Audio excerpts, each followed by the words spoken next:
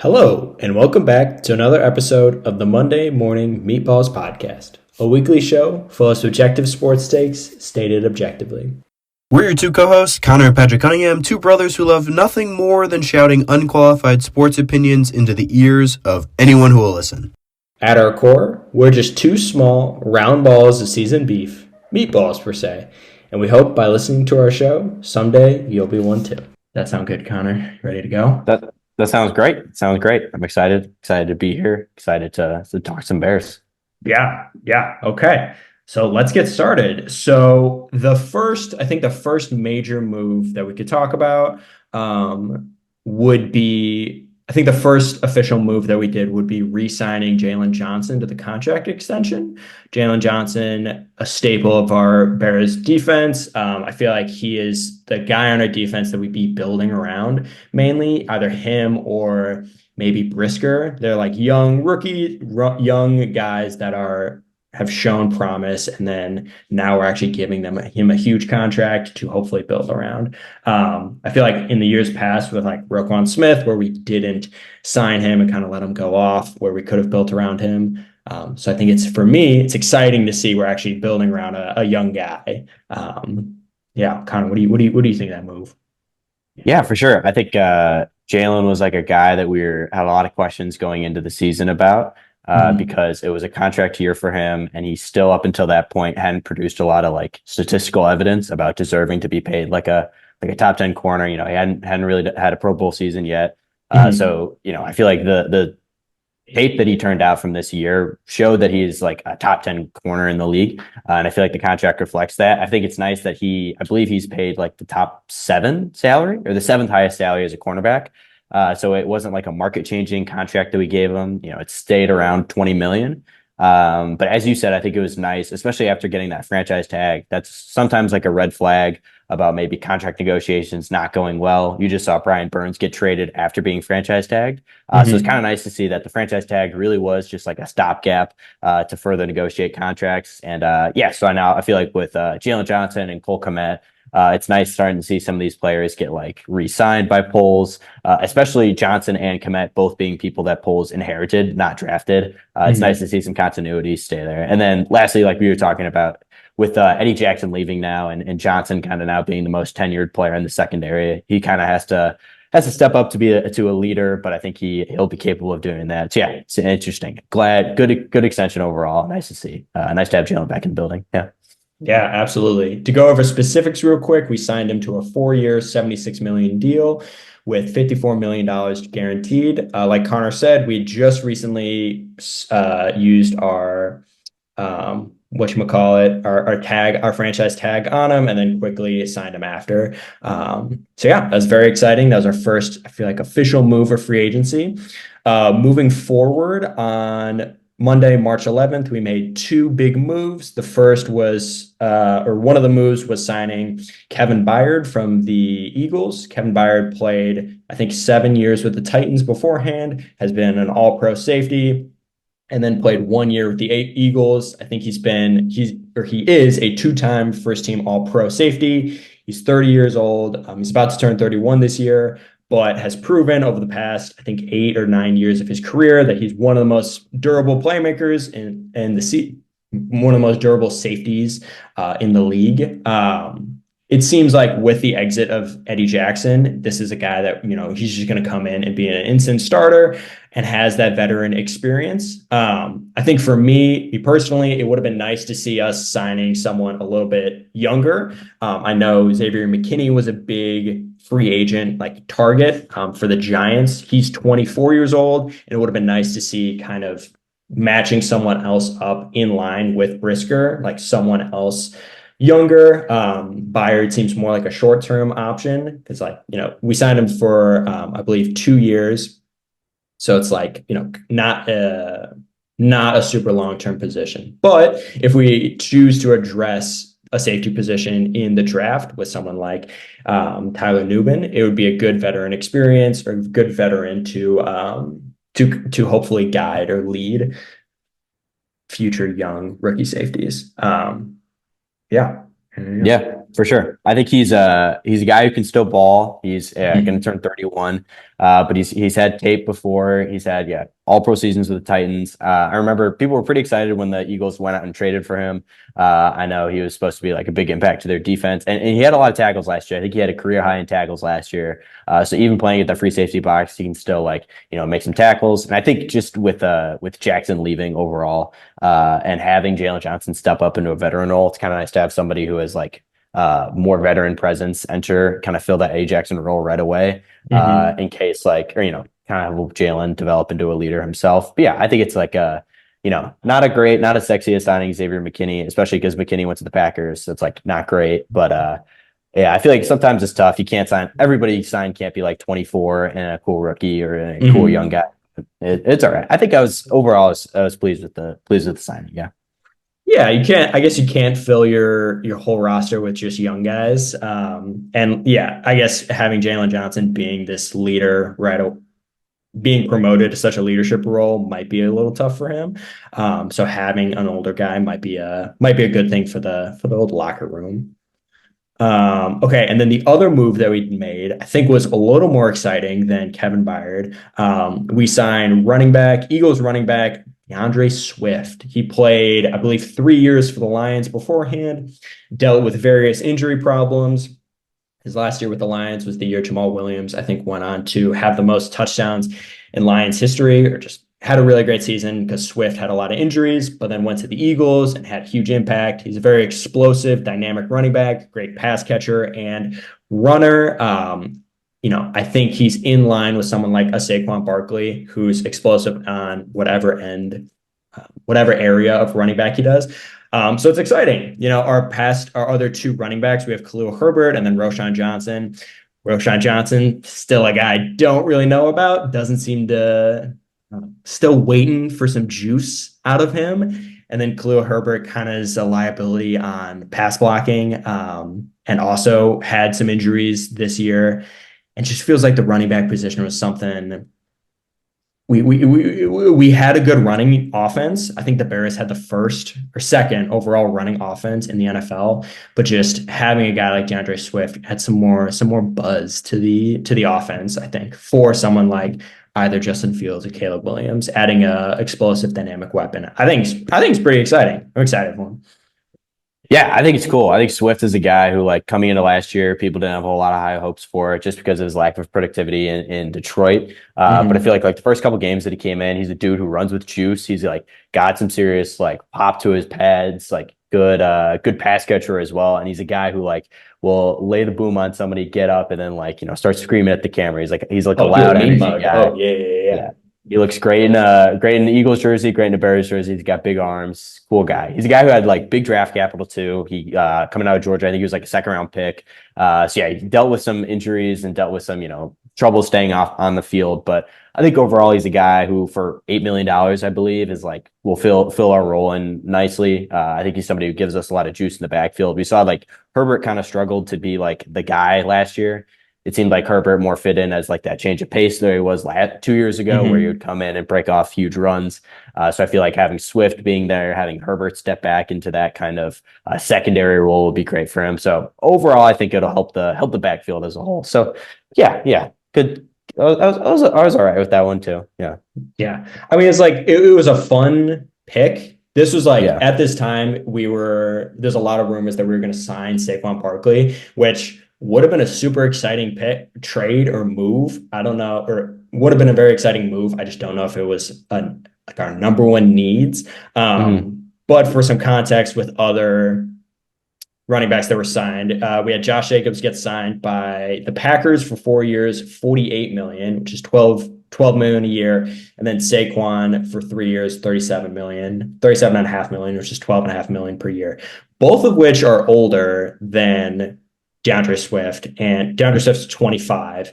And I believe Connor, you mentioned that you have some stats on DeAndre Swift's production compared to Saquon and Josh Jacobs. Do you remember Yeah, those?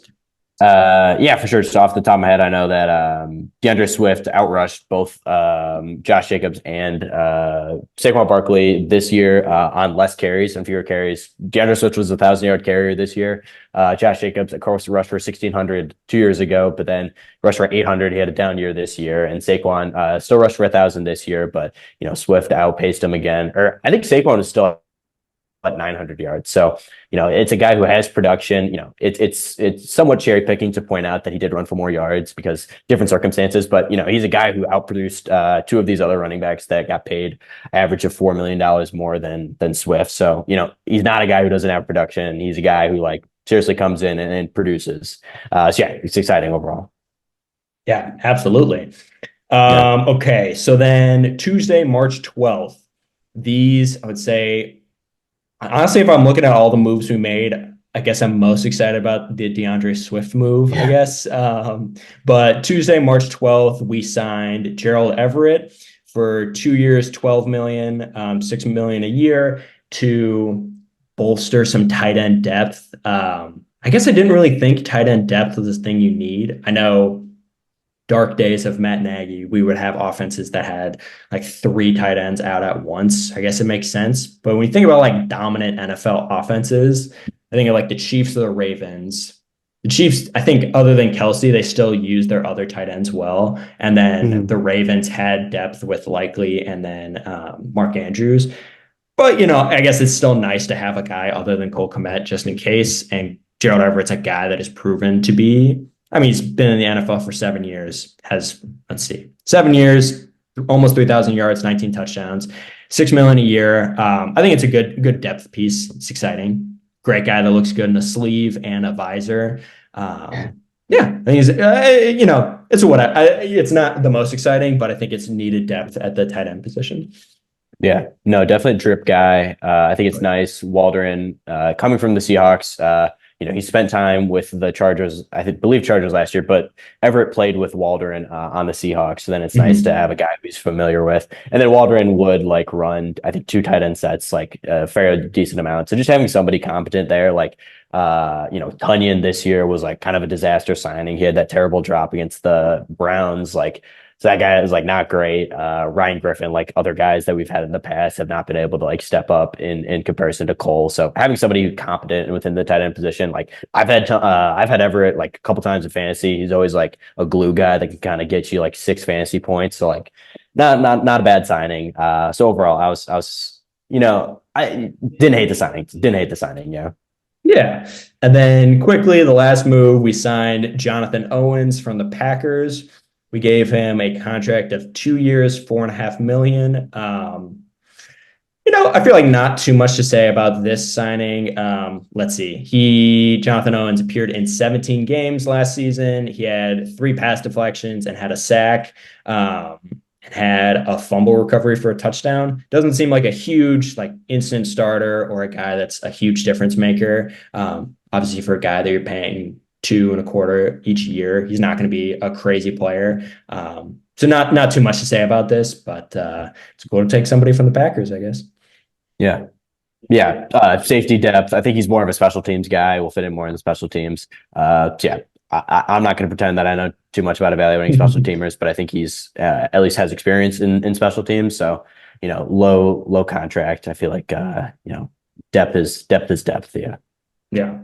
So overall, I feel like takes of what we've done so far is we've made moves that seem kind of confusing or not addressing our main needs, which I feel like in years past has been a Poles move. I think Ryan Poles does, because I think he prefers maybe finding value later in free agency and specifically, or more importantly, building in the draft with younger guys. And I think that's maybe the plan, because we have, I guess right now, I think we have 5 picks and not a ton of picks, but maybe he plans on building in the draft. But let's move on to checking out what the Bears did not address in free agency. So I think for the first couple of days, the things that stood out to me that we did not address getting a dominant edge rusher or really meeting our defensive line needs. Specifically, Christian Wilkins from the Dolphins, he was signed, I believe, by the Raiders. Is that right? And then Daniel Hunter was signed. Who signed Daniel Hunter? Daniil Hunter was signed by the Texans. Yeah. Texans signed him, and then Brian Burns was traded to the Giants. So like three dominant players that we didn't end up getting. I guess, the Bears came in with a ton of with a ton of cap space, so you thought we'd be able to make a big splash on one of these players, but we didn't address these defensive needs, and now we're kind of left with some scraps left over. It's kind of frustrating. That's one of the needs that I thought we did not address.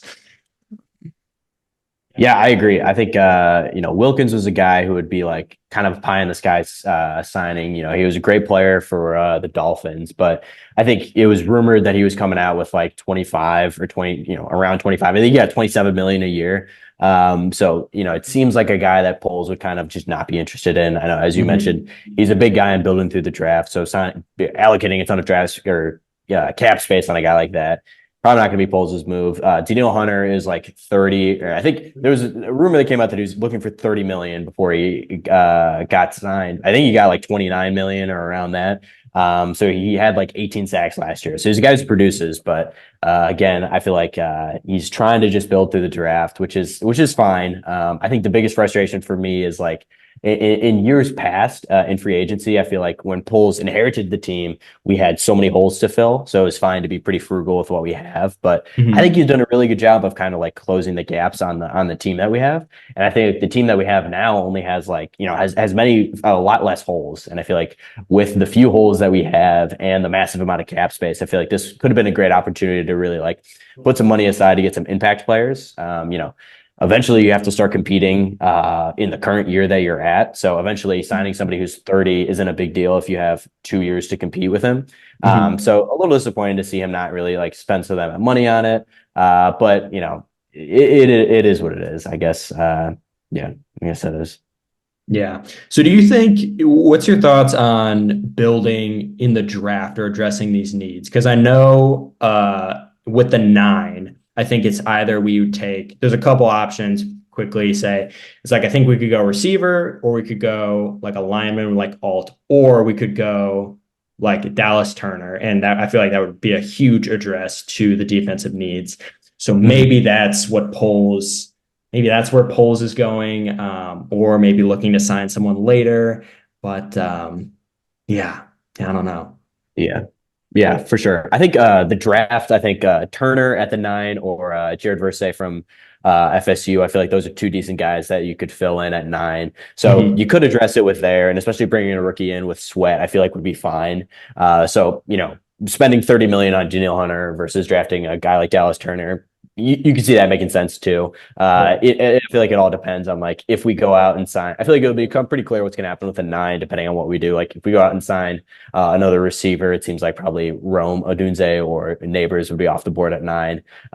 So I think it is possible to still address the DN position through the draft, or as you mentioned, tackle as well. If we want to get a replacement for Braxton Jones, I would probably not expect us to do the interior D line through the draft again. I feel like at the 9, I don't think we would get great value there. And I think with Javon Dexter and Zach Pickens there too, and Andrew Billings, I feel like we have some decent guys there. So maybe not, the most pressing need.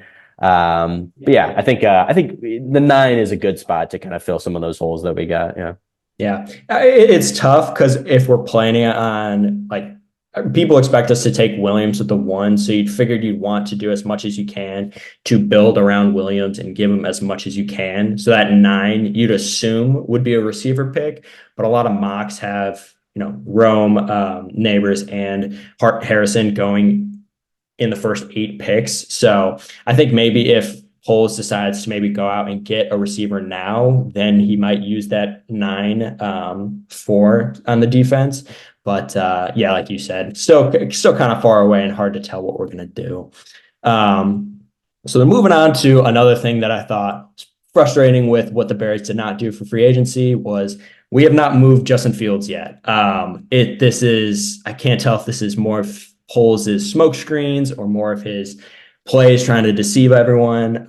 If it is working on me. But we've seen Falcons sign Kirk Cousins, Raiders sign Gardner Minshew, Vikings signed Sam Darnold, Steelers signed Russell Wilson, and then the Bucks re-signed Baker Mayfield.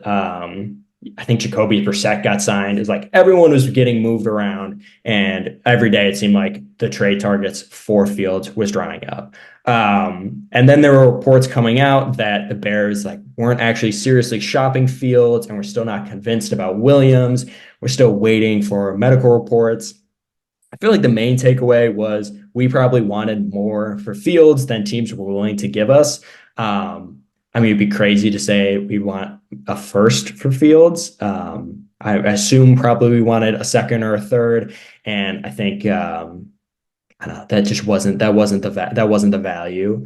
I think Mac Jones got traded for a sixth, right? So it seems like that probably there's just a difference in the trade values, but still frustrating. And now kind of leaves a lot of questions going into the draft with potentially now drafting Caleb Williams and having Fields still in the locker room.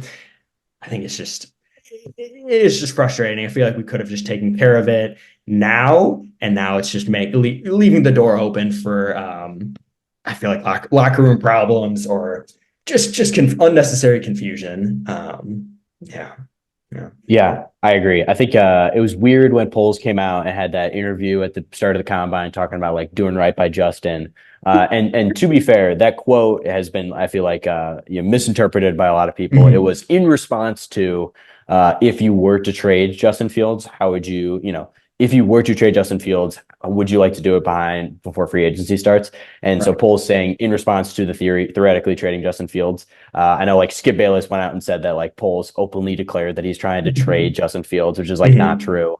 But I feel like, I feel like it's less of no interest in Justin Fields. Like I'm sure the Jaguars or some of these other teams would love to have Justin Fields, but just probably the price that we're asking was out of the range, which is fair. We're not just going to move Justin Fields for nothing. But again, I think it's somebody that it seems like right now we have like this thing tied to the back of our car, or like a fish tied to the back of our boat. We're just like dragging it along. Like when the Browns were trying to get rid of Baker Mayfield, like it was like the same thing where it's like you're just like openly saying that you want to get rid of like you're like everyone knows that you want to get rid of this guy, and then I don't know. Poles is a good smokescreen guy. I feel like you never know what he's doing, so maybe he's got like something planned. I keep waiting to like wake up one day and see that we like traded the first pick and like have my mind blown. So who knows if we're actually taking Williams? I know everyone and their mother says that we're taking Williams here, but until the pick is moved or until, the 25th, April 25th, I guess we don't really know, but a lot of limbo right now. And I know Poles and Eberflus said that they don't want to live in the gray area, but like we're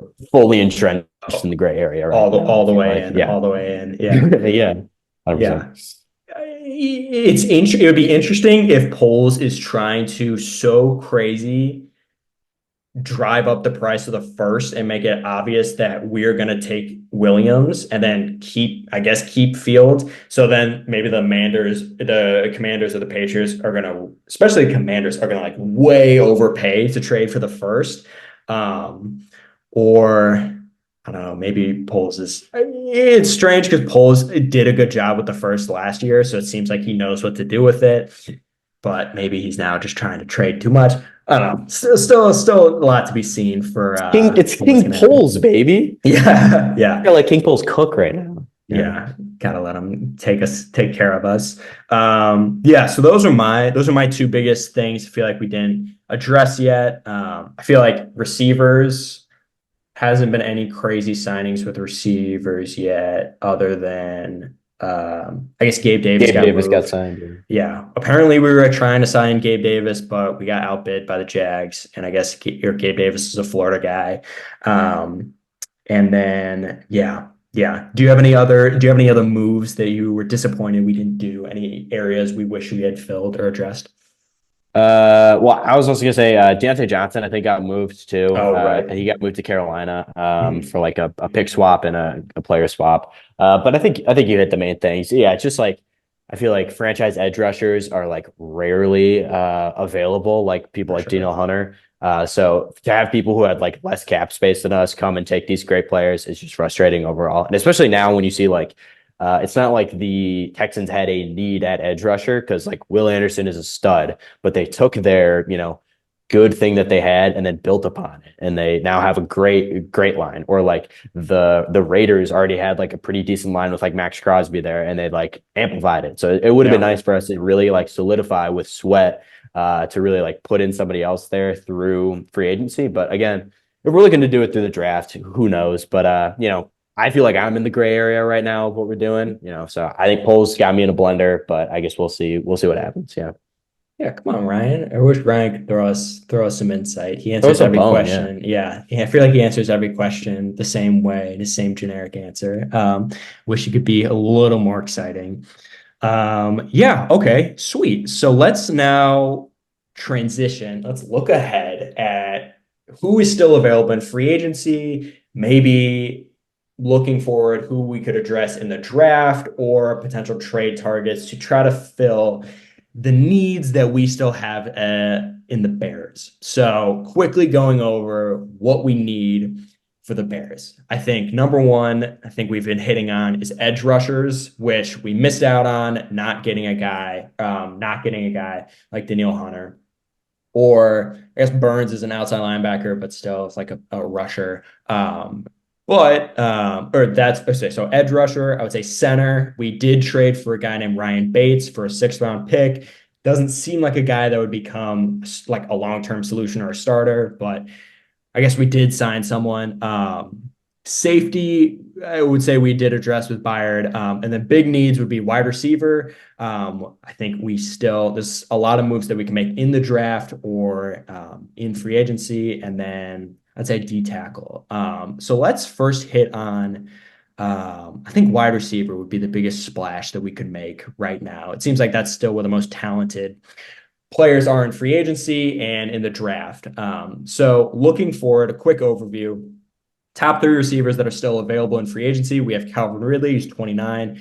The Jaguars, if you guys remember, he had a gambling suspension where he's suspended for, I think, a year. Came back last year with the Jaguars. Started off really hot, kind of slowed down, but I mean, still had a 1,000-yard receiving year, and is still, I think, one of the best route runners in the league. We also have Marquise Brown, 26 for the Cardinals. I would say similar to a Mooney type of Mooney player, way more productive than Mooney, but like kind of like a deep threat, fast guy. Would be a good number 2 to complement with DJ Moore. And then we have Curtis Samuel for the Manders, 27. Less excited about Curtis Samuel. Would be really sick if we got someone like Calvin Ridley or Marquise Brown. But yeah, those are three guys. Connor, what are your takes on those 3 guys? Anybody you're excited about? Yeah, I think all 3 of those guys are like pretty decent options. I would say like Curtis Samuel, I feel like could be interesting to do. They have like him and DJ Moore have like huge chemistry from their times in Carolina. They were like best buds there. I think Curtis Samuel was like a best man at DJ Moore's wedding. So they have like serious bromance there. So I feel like maybe that's something that Poles would think about. But I think any of these guys would be fine with filling in for the wide receiver position. Calvin Ridley's obviously old. He came into the league like super old. But again, I feel like we're trying to get into this win now mode. I wouldn't mind it. Marquise Brown was great, or Hollywood was great with the Ravens. A little disappointing with the Cardinals, but I think any of these guys would be great. I think obviously Ridley is the highest of them. Brown is a step above, and then Samuel is kind of like the lowest of the 3. But I think any of these I would be happy with filling in. Yeah. So I feel like an idea for Poles would be, I think Poles might be afraid with the 9, with Neighbors, Odunze, or Harrison. I think if he thinks that those 3 are going to be gone by the time the 9 comes around, then I think we will trade before the draft for we will sign one of these 3 guys or try to make an acquisition somewhere else. Because then if we get someone like Calvin Ridley or Marquise Brown, then I feel like the 9, you wouldn't still use it for a wide receiver unless we really want to give Justin Fields or Williams as many weapons as we possibly can. But yeah. I mean, hopefully we sign a cool receiver. I feel like that's the most exciting positions. Those are the most exciting signings you can have other than like a DN or a stud defensive player. Yeah. Signing the receivers, that's when you get closest to feeling like you're in like franchise mode, when you bring in somebody cool like that. But yeah, again, I think it's tough with I think a lot of mocks right now, or I think Kuiper still has like Odunze as his 4th player and then Neighbors as his 5th. So depending on how many quarterbacks I think could go, I think at this point, like people will mock McCarthy up into the top 10. So if McCarthy can get into the top 10 where you have like 4 quarterbacks taken within the top like 8 picks, I feel like we could be in a better position to draft a receiver. I think with the Cardinals or with the Falcons signing Mooney, I think that maybe would take them out of taking a receiver at 8, which would be helpful too. So if we could walk away with Neighbors or Dunze, I think that'd be a slam dunk.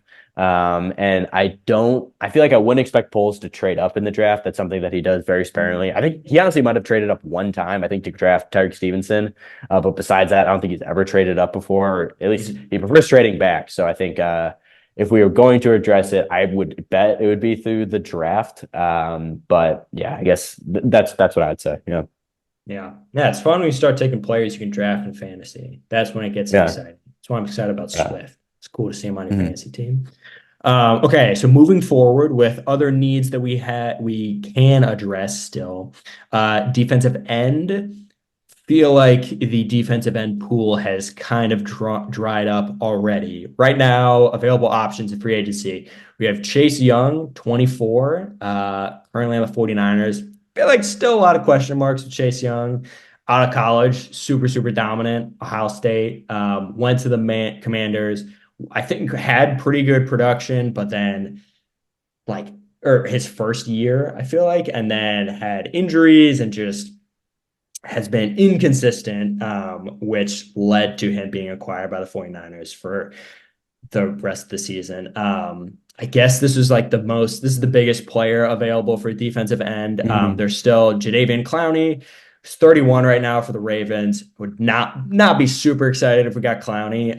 That seems like, I guess if you were kind of moving into the win now, he's 31. If he can play for a year or two, that'd be cool. Yeah. And then those are the 2 players I think right now. If you want to hit on these other two players you have in mind, Connor, or yeah, for sure. So I mean, just to hit on Chase Young again, he did run. He was the defensive rookie of the year his rookie year, so he came in and produced, but then had like bad D injuries, and then like had injury plague throughout the rest of the season. He got joked in the playoff game. I think it was the NFC Championship. He got like really joked on, and I know like that was a bad game for Chase. So productivity has been like an issue since his rookie year, but I still think at 24 he's somebody that you could sign and see what happens. But yeah, DJ Wonnum is 26 from the Vikings. He's a guy who had 8 sacks last year, so he had some production last year. He's only 26. And I think he's a guy that we could be able to sign who would still be younger and could potentially grow into something more. And then Emmanuel Ogbah, who's 30. He, the past couple of years hasn't been as productive. I think in 2020 and 2021, he was able to get like back-to-back 9-sack seasons with the Dolphins. So he's somebody who's like produced in the past. Again, on both of these guys, if we were to sign them, I wouldn't feel like we had shored up our edge presence yet. But 2 guys that are still available on the market who might not be, aren't going to be record-setting deals, or would be pretty reasonable deals if you like to sign. For sure, yeah. Again, a lot of the huge guys are already signed already, so I feel like we're kind of trying to find the value or the people that aren't crazy sexy or big splashes in signings. But I think I now want to talk about. I think I'm going to move to center. Connor, I know you were big on or you seem tapped in on people left in the center position, free agents that are still left. I think it's a position that super important that we still have not really addressed. We signed Ryan Bates, right, from the Bills, or traded for him, but then still feels like that position is not really solid. We had a lot of struggles this season with our center, moving people around, just making Justin Fields' life harder. But yeah, still feel like we can address it with some free agents. You want to hit on those? Yeah, so I feel like center is a position that you got to get right for a rookie coming in, just because it's somebody who can like really help you out. So I feel like with Poles getting rid of Cody Whitehair, I feel like that that was our center. So like getting rid of Whitehair kind of like leaves this void out there, and you kind of think like Lucas Patrick might fill in there, or like might be a person to fill in there, or Ryan Bates, who we traded a 5th for. So it's like not like Ryan Bates is a high high draft capital or high Right. value guy. So I think either of those guys aren't like dynamite players. We missed out on Cushenberry from the Broncos. He got picked up, I think, by the Titans. So he was the guy who got signed. I would have been excited to sign for. But Connor Williams is still available from the Dolphins. He's from Texans. He was a Texas. He started off as a guard at Dallas, and then now is moved into a center as the Dolphins. He's 26, or maybe 27. He had a bad knee injury throughout his career, so he's a guy who's like, when healthy, has been able to produce. And I feel like he's a guy, if we signed, we would be able to like fill in our center position. Center is generally considered a position that's like you can hide on the offensive line. It's considered usually, I feel like, the least important, or it can be like the worst line that you have, which is why you see so many people fill in all the time at center, just because it's like the least important sometimes. So I think if we were to sign a guy like Williams, I would be happy and feel good with our hole filled at center. And yeah, I feel like in the draft, centers are definitely people who aren't taken very high. I think like it's usually a position that is like maybe somebody will be picked in the first, but it's rare if a center is taken in the first round of the NFL draft. It's just like a low value position. So I think it would be nice if we could address that through free agency and not have to burn a pick on it. Yeah. Right. All right. Yeah. Okay. Those are my big areas that I think we could still address in free agency. We could talk about defensive tackle and offensive tackle. Do you want to hit on those, Connor? Do you think we've addressed the free agency market? Yeah, I think we're pretty good. I think offensive or defensive tackle, still some names not super relevant there, but Tyron Smith for offensive tackles. Tyron Smith from the Cowboys is still available, and Jonah Williams and Trent Brown. I mean, Trent Brown is, if you remember from like the Raiders, he is enormous. He's an enormous player. All these players are enormous. So there's people that we could sign at the tackle position. There's also like Alt or Olu from Penn State. There's like some pretty solid guys in the draft. So if we feel like Braxton Jones needs to be replaced, and he's played all right, especially for the draft capital they had. So if we feel like that's a role that we could fill with some of these players, then I would be fine with doing that. Again, I feel like through free agency is not necessarily what I'm looking to do. I feel like offensive tackle is something that if we were to fix it, we should just take one of these franchise guys through the draft. Yeah, I feel like I think those are some of our options at offensive tackle. Yeah. And just to hit on the D line one more time. So I feel like the current unit that we have right now is Sweat, Billings, Andrew Billings, who solid signing. He's turned into a good player, and we extended him. I would say like Dexter, Javon Dexter, and then DeMarcus Walker. I feel like fill out our D line, and that's like a line that has room to grow. But last year we produced, I think, like 18 total sacks. So it's a unit that was not very productive. To put that in perspective, Dino Hunter had 18 sacks last year as a singular player, right? So having that unit there, I feel like there's definitely room for improvement. Disappointed that we didn't address it. And obviously Zach Pickens and Dexter could develop into great players. But I think it's a thing that we shouldn't leave unaddressed throughout the rest of free agency or throughout the draft. So I think D-line is probably the biggest need that we have remaining, besides a wide receiver too. I think the D-line is the biggest issue that we still have. Yeah. Yeah.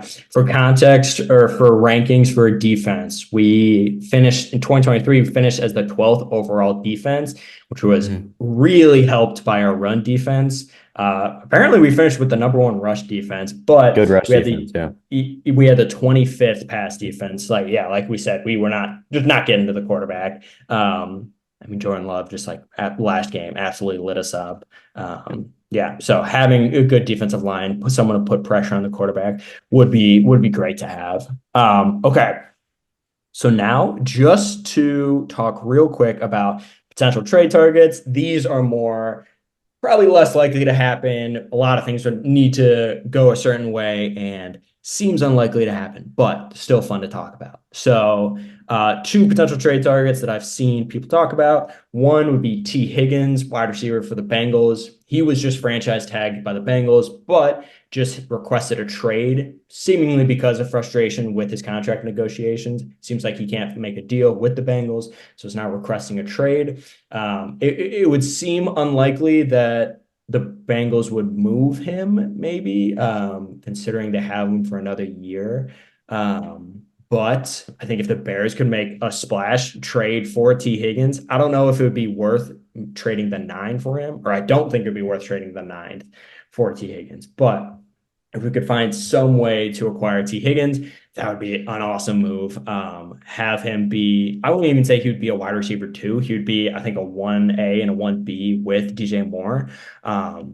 Yeah, and then another person we can talk about these two together would be I've seen it. I've seen Keenan Allen as a trade target. It seems even more unlikely that that would happen, but Chargers are going through a lot of cap space problems. Seems like they have with Bosa and Keenan Allen and Khalil Mack. They got a lot of expensive players that they might need to start moving around. Keenan Allen's a guy that we saw with Justin Herbert's emergence from a rookie. He really helped Justin Herbert come into the league and become, the great franchise quarterback he is now. So having someone like him, a great veteran, established veteran, to give to Caleb Williams or Justin Fields would be awesome. Both of these seem unlikely to happen, but are still exciting players to talk about. Yeah. Yeah, I think both would be great people to fill in. I don't know too much about the way they would complement DJ Moore, but I think both of them are stud receivers in their own right. I think overall, just like trade scenarios might not be super, super common, at least for our draft capital this year, considering we only have 5 picks. I feel like polls might be less inclined to trade. If we could trade maybe next year's picks, that might be more likely. I think Higgins might be less likely to happen just because I assume what's happening with his contract negotiations is he wants to be paid like a wide receiver 1. And with Jamar Chase there, the Bengals aren't willing to give him wide receiver 1 contract. So if we were to acquire him and have DJ Moore there, I know DJ Moore is not the same receiver as, not as good of a receiver as Jamar Chase, but I can imagine that there might be an issue there with like a similar situation there, even though Jamar Chase hasn't had his contract yet. But yeah, I think both of those players would be, certainly exciting for us to sign. Yeah. And then the last player that is possible that we would trade for is Josh Sweat from the Philadelphia Eagles. He's a guy, I think 26 right now. He's pretty young. Edge rusher who's productive in his own right. I think he, kind of fell off in the last couple games of the season, but he's a guy who's dealt with injury, but is able to produce from coming out of FSU. He had dealt with some leg injuries, but he had this like weird cryptic thing on Instagram where like there was a Josh Sweat fan page that was posting about him, and then he commented on the thing on the post about like, I love you guys. See you guys later. It's like super bizarre, a very odd way to kind of point that you might be on the trading block, but again.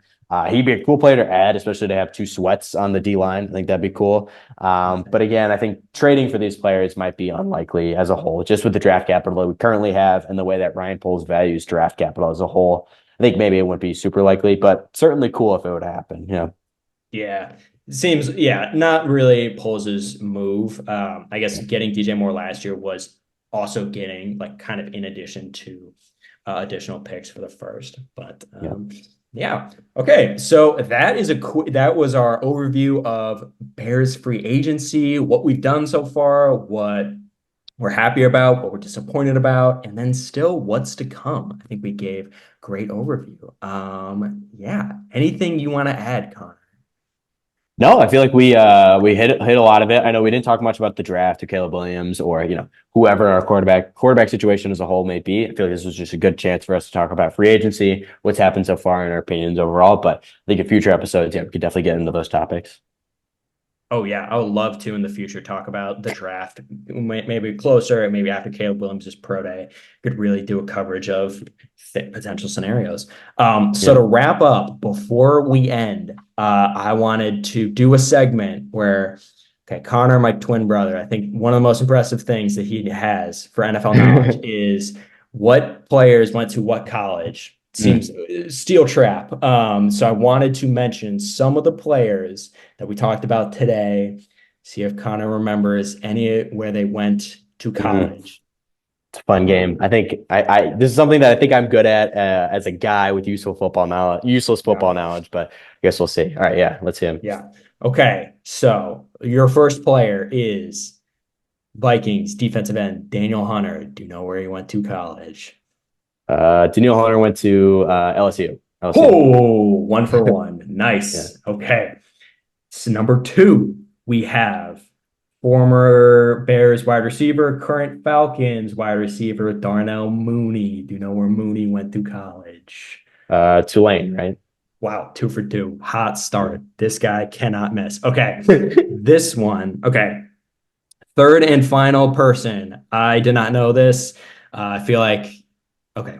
This is a outside linebacker, former outside linebacker for the Panthers, currently on the Giants. Do you know where Brian Burns went to college? Also FSU, right? Oh, wait. Who did you say went to FSU? Josh Sweat. Okay. Yes. Correct. Yes. Brian Burns went to FSU. Yes. Yeah. Yeah. Okay. Yeah. Wow. Heck yeah. 3 for 3, baby. I mean, this guy. Yeah. So, I mean, college knowledge, I think, is something every dude who knows football is just filled with. Some questions about maybe we could fill it with something else, but for right now, it's doing well. Yeah. Heck So yeah. 3 Connor for went 3, baby. 3 for 3, dominant. We'll see how he does in future episodes. We can keep a tracker. Heck yeah. Yeah. But to wrap up, that concludes our first episode of Two Twins Talking Sports. Name still to be determined, still to figure it out. But yeah, for those of you that are still listening, really appreciate your listens. Hopefully we'll be back next week, maybe covering the draft or maybe another update with the Bears moves or just something else Bears related. This is a great time. Had a great time talking to you, Connor. Great time just talking the Bears. Great time. Thanks for listening, everybody. Future episodes to come. Hoping to start a community here. Really excited to see where we can go with our Bears conversations. Yeah. All right. Everyone watching, wish you guys great rest of your week, great rest of your day. We'll talk to you guys later. See you. Bear down, baby. And that'll do it for another episode of the Monday Morning Meatballs Podcast. We hope you enjoyed the show. Don't forget to subscribe on your favorite podcasting platform to never miss another episode of the Monday Morning Meatballs. And be sure to leave us a review. Have a meatball sports take you'd like to share with the world? We'd love to hear it. Email us at mondaymorningmeatballspod@gmail.com and follow us on Twitter at mondaymorningmeatballspod.